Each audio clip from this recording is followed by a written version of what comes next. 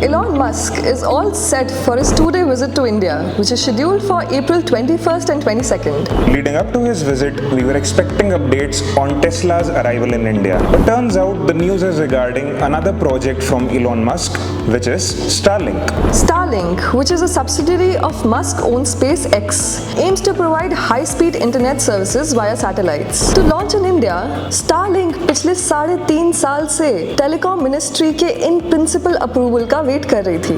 According to the reports, Starlink को यह approval finally मिल गया है। इस अप्रूवल का मतलब ये हुआ कि Starlink सिर्फ एक कदम दूर है from getting a green light to start services in India.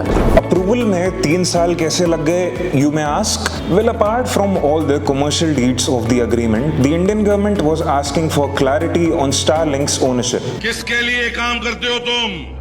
The government just wanted to ensure that none of the stakeholders at Starlink were from a country that shared a land border with India. Countries like you know who? जैसे ही Starlink ने अपना ownership declaration submit किया, the issue was resolved. इसके अलावा कुछ और data security concerns थे जो धीरे-धीरे रिजॉल्व होते हुए दिख रहे हैं। Now the final decision to approve Starlink's arrival in India lies in the hands of Ashwini Vaishnav, the Communications Minister of India.